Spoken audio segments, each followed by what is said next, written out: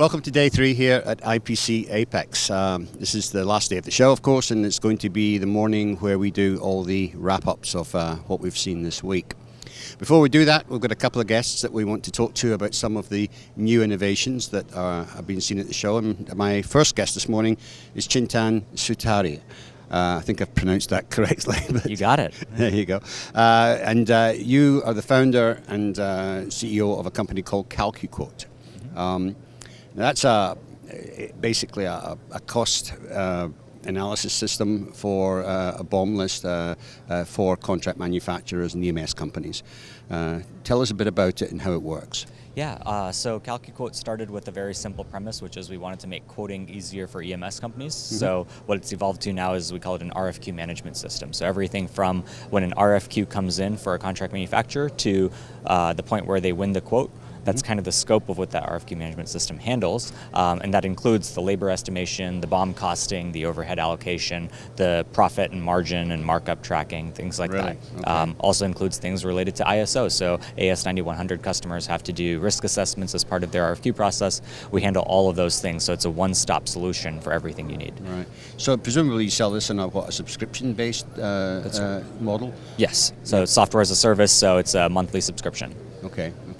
And then they put in their parameters that are particular to them, and then it's just a case of adding a BOM list to get the quotation going. Yeah, so basically everybody has what they think is the secret sauce of how to estimate labor in contract manufacturing. The real secret is that nobody has the secret model. It's a pretty, there's a tried and true way of doing it, and that's what I'll say 90% of companies are doing.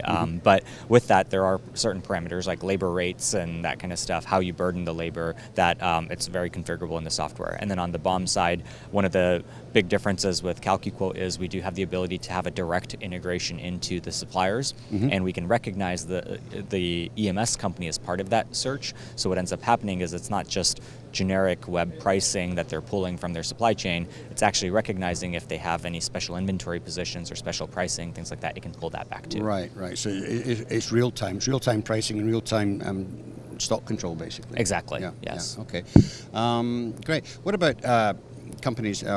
If you've got a few components in there that are hard to find or obsolete, I mean, do you help them out with sourcing these types of things? Yeah, I think the first part of that is being able to identify those, right? That's the real risk for EMS companies, is not knowing that you had an obsolete part until too late in the process. So there's mechanisms in there to say in a pretty easy way that, hey, this part is going to have some supply chain issues, there's going to be risks associated to it. And then we also have a portal to be able to collaborate with other parties in the supply chain. So there's a lot of I'll call it the low-tech version of the supply chain, where it does still happen in a very human-to-human way, right? There's no automating how you search and solve supply chain problems and things like that.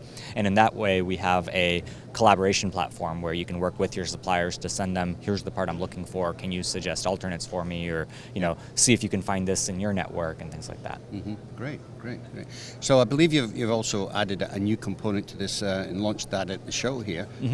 Tell us a bit about that. Yeah, so we started CalcuQuote as told by the name. It was quoting. We had many of our customers coming back to us and saying, hey, with instant visibility into our supply chain, accurate pricing coming back, we can tell what the stock is and the lead time is.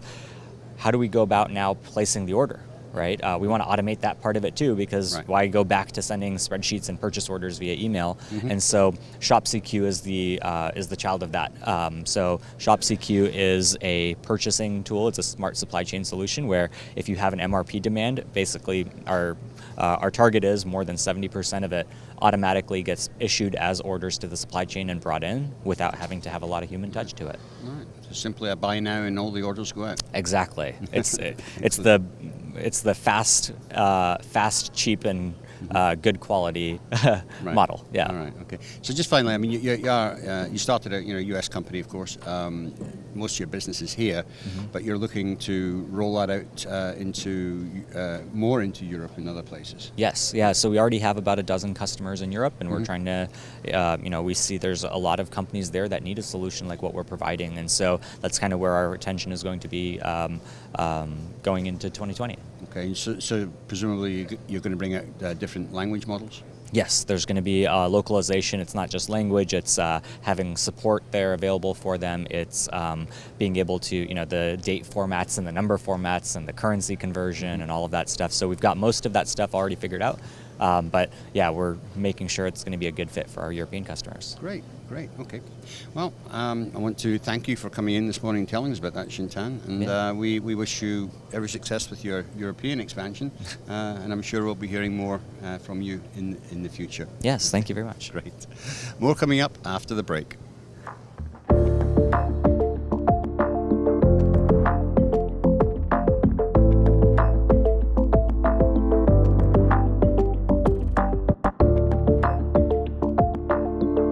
Welcome back. I'm delighted to be joined by certainly one old industry colleague and a new colleague from EMD Performance Materials. We have Dave Thorp to my extreme right, and then we have Jim Haley here to tell us a bit more about EMD. So give us a backgrounder on EMD Performance Materials and what you provide to this industry. Okay, so Trevor, EMD, Performance Materials, is here in the U.S. It's a company that's a division of Merck KGaA Darmstadt, Germany. Okay. And Merck is a large primarily family-owned business, and it's been around about 350 years. Yeah, it's a massive multi-billion-dollar conglomerate. You say a family-owned company. Yeah, it's quite a special place. So it basically rolls up into three distinct businesses: pharmaceutical, life science, and this area that Dave and I are involved in is performance materials. Right. And within this world of performance materials, there's an area of semiconductor, to which we play a very large role. So EMD, in the past 5 to 7 years, has been coming into the space very strong, trying to roll up and be the material supplier from the front end to the back end in semiconductor. Front end to back end semiconductor packaging, okay. Right. Yeah, so basically it's a group that's growing from front end wafer, thin film precursors, patterning materials, planarization materials, right back into now we're growing into packaging. So it's a company that has a breadth of over 56,000 employees, right? Wow. 66 countries. Wow. Right? It's a $16 billion entity, and it's going to be probably ranked right now probably in the top 3 of electronic materials companies supplying the semiconductor industry. Right. And it's still growing because, there's been a lot of M&A activity in this industry over the last couple of years, and that includes your business, EMD Performance Materials. Tell us some of the recent acquisitions you've been making. Say that? So, yeah, great. Yeah, let me briefly. The company started with liquid crystal, right? It was a raw material. Right. Basically owned about 70% of the marketplace. If you look around anything that has a screen on it and has liquid crystal in it, EMD played a role there. So we like to say we're everywhere you see, right? We're advancing digital living, and to do that, you start at the wafer, and then you package it all the way back to get into devices. So from that standpoint, the company started growing through acquisition, first acquiring AZ Electronic Materials. Right. That's lithography group. Then came into the life science portion with Sigma Aldrich. So if you're going to be creating anything in chemistry, you start with life science and Sigma Aldrich. So it fits into our portfolio nicely. Our latest one has been an acquisition to further position us and strengthen us in the very front end, which was Versum Materials out of Tempe, Arizona. Okay. And another group which is in packaging, which has just given them a small footprint. Where we'd like to grow next is in packaging, and that was done through an acquisition of Ormat Circuits here in San Diego. Four-man circuits. Ormat. Ormat circuits. Okay. Yeah, here in San Diego. Yes. Okay. Good. So, Dave, doing acquisitions is quite a precarious business. The integration process. You got to look at the cultures. You got to look at a lot of different aspects. How do you manage to do it so seamlessly and successfully? Well, I was brought in at the acquisition. So when Ormat was acquired by Merck KGaA Darmstadt, I was brought in to basically take it from a little bit more than a startup to integrated completely within the Merck systems. And as you change from cultures. It takes a little time to change the culture. So, and I've been around the industry almost as long as you have, Trevor. I know. I was going to say, this is not your first rodeo, is it? No. And I have a pretty good sense of what the customers want within the electronics materials segment. They want exceptional products delivered without excuse. And that's kind of the culture that we're instilling within the San Diego packaging site. And we've also had to elevate quality because, 9001 is pretty much everyone has, but you start to look at what a lot of the customers are looking for. It's especially in our space, it's the aerospace customers, military customers, and the automotive customers. And our products are largely used in that high performance market segment. So we have a rich history within aerospace and military with our PCB products. They're used to connect the layers together in a transient sintering kind of way. But if you look at beyond that, the automotive guys who are in the high power and need the high temperature, that's where our materials start to fit into the market space or into that market segment. And in order to do that, you have to be basically IATF 16949 compliant, which is the automotive quality standard. And then we sprinkle on a little AS 9100 for good fun, because we can't forget those military and aerospace guys. Basically I brought in the quality systems, the ERP system, and the ability to deliver basically globally without any excuses. So I have a large amount of experience doing that. And I'm still able to come to Apex Show and show my face. So it's been about 35 years here. Well, it's great that they've got you on board to share some of that years of experience and do that.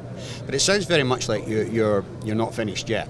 I mean, you're still going to round out that back-end packaging portfolio. What are you looking for? The back-end packaging portfolio is extremely fragmented. So we're looking to grow in areas where the trends are taking us. So a lot in power, right? Thermal capabilities. Thermal capabilities. Everybody's in there, so we're reaching out into those areas both organically and looking inorganically to see what can be next to fit in that space that enables us to grow. These thermal interface materials and stuff like that. Yeah. Strength. Good. Yeah. Well, I wish you every success. I'm going to look forward to keeping an eye on you, because it sounds like you're going to be fairly active in the next coming years. Yes, we try to make great things happen. So and we will. Yeah, I'm sure you will. I have every faith in you, Dave. So thank you for joining us today. Thank you, Trevor. And as I said, we'll definitely look forward to monitoring your progress in the future. Perfect. Thanks for the time, Trevor. Okay, thank you. Coming up after the break, I should say, is we're going to have a show roundup with Mike Skinner from US Tech and Keith Bryant. For micro dispensing, there is one product line that is proven and trusted by manufacturers in semiconductor packaging, electronics assembly, medical device, and electromechanical assembly the world over. DL Technology, superior pumps and needles for the finer things in life. And welcome back. Unfortunately, our travelling colleague, Mr. Skinner, is under the weather this morning, so we are going to do the show wrap-up between myself and Keith Bryant. Nice to see you, Keith. Nice to still be here, Trevor. Yeah. So let's just start off straight away with the takeaways from the show. What's been your impression of the show this week? What's trending? What's new? Okay. Pretty well attended show. Most of the exhibitors seem fairly happy. The big takeaway for me as an independent is probably the cooperations between different companies for Industry 4.0 and let's say inline communication. Right. And that, there's not a whole heap of new equipment out here, but really people are focusing on, the stuff they can do to improve yield, and a little bit of AI stuff happening. But mainly it's all the people that are announcing cooperations with middleware or with other people within the production people are getting line. serious about smart factory interconnection now. So there's a lot of that going on this week for sure, and some incremental changes, but nothing huge that we've seen, from Productronica. Fuji have got their new concept machine here, which we saw at Productronica.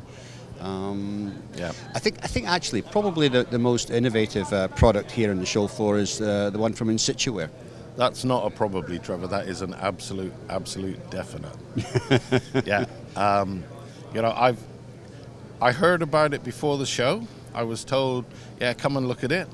I've seen the solder paste demo, and I have to say, I didn't believe what it was doing was actually possible.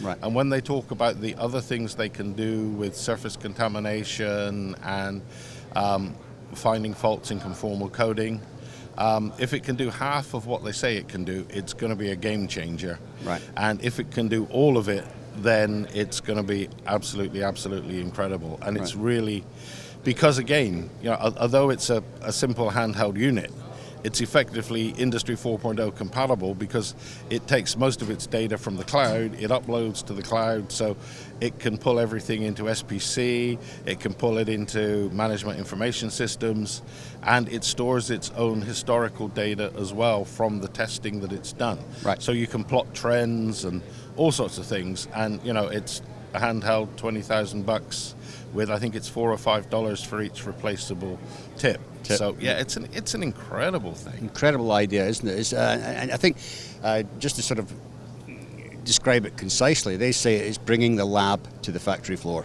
For sure. And it's a lab that most factories wouldn't have the luxury of having. Yeah. Because the only alternative to what this thing's doing is a good SEM, and you're $500,000, $750,000, right, and one or two very, very skilled people to drive it. This is literally a handheld unit that an operator can use. It doesn't give you a whole load of data and feedback. It says green, amber, red. Right. Go, no go. Yeah. And this is it. We all know that up to 70% of the defects come off the printer. 9 times out of 10 it's paste related, and it's because somebody's taken an old jar of paste out of the fridge and isn't aware that it's out of spec. And then you get all the defects that ensue from that. Oh yeah. It's a fail-safe for defects. It will even tell you that you have the right solder paste loaded, which if you're all running lead-free or you're running tin lead isn't so bad. Yeah. But I've seen situations where companies are running lines that are running both, and somebody picks the wrong pot of solder paste out of the stores for the right production line, and suddenly your lead-free line has got tin lead paste mixed in with it. Right. And that system will tell you straight away. Yeah, I think honestly, between this product and some of the changes you're seeing from likes of Micronic with the topping up of the solder paste volume when you leave the print process, between these two things alone, they really are revolutionizing that end of the process, where sure. most of the defects come from. Yeah, and I know one or two of the printer companies are working on what I would describe as more intelligent printers that will give better feedback for the eSmart Factory type concept. Right. So that's going to be helping as well. Well, that'll be interesting to see because a stencil printer is a squeegee blade. How do you digitize that? Well, first of all, you've got this wonderful thing where you can just take a sample of the solder paste, but there are a lot of simple things like put a piezoelectric crystal in each corner, and that's going to tell you the squeegee pressure going across. It's going to tell you if your stencil's parallel. It's going to tell you that your board's gasketing underneath. It's going to do a whole load of stuff. Right. And that's just literally a piezo crystal in each corner of the stencil frame. So there's stuff they can do, but it's also in closed chambers, so you've got good humidity control. Maybe moving away from just putting paste on the stencil, so you've got the ProFlow or similar concepts. Yeah. They became really, really popular, and then for some reason they seem to have sort of peaked and gone down. But again, enclosing the solder paste, keeping it away from moisture, keeping it away from the environment, keeping it away from dust and dirt and all the other stuff that we live with. Yeah. reduces that wonderful number that everybody talks about, which is, depending on which consultant you ask, it's between 50 and 85% of your faults. Right. And you're normally finding them at a stage where the board's been assembled. Mm-hmm. And the great thing with the SPI linked to a jet printer, where you can add a little bit where you've missed stuff, and this wonderful little gizmo is that you're checking it at the beginning. And with this little gizmo, you're actually checking the process. Right. Yeah. So one's giving you 100% paste volume when it leaves, and the other one's checking you've got the right paste. Yeah, you've got the right paste, and the paste isn't too wet, it isn't too dry, and all the rest of the stuff. So it should have a huge positive effect on yield. Yeah. And even if you lump both machines together, it's not a huge cost compared to the ROI that you'd get. Right. No, I totally agree, and I look forward to seeing these things developing over the next few months. But anyway, for now, we're going to have to wrap it up. We're running out of time. We haven't even covered all the issues with the coronavirus, which hasn't had that big a profile here, which is surprising. No, there's a few small stands that are empty from Hong Kong, right? That's a few other places, but no, I mean that's going to have a huge effect for us, and as I was saying to somebody this morning, it's going to affect us for a very long time unless they find an antidote or whatever very quickly. Yeah, I know. But the one piece of good news that I heard this morning is now people are recovering in less than a week rather than 2 weeks. Good. So, that's a bonus. Let's keep our fingers crossed. Well, that about wraps it up for our reporting here from Apex. Thank you for joining us. One final reminder that, of course, next month, March 4th and 5th, we have our own eSmart Factory Conference in San Jose. So look it up on the internet. You'll see the full program, esmartfactory.net. We've got a fantastic lineup, including Mr. Bryant presenting, and we'll look forward to seeing those of you who can make it there. For now, this is Trevor Galbraith saying thank you for joining us.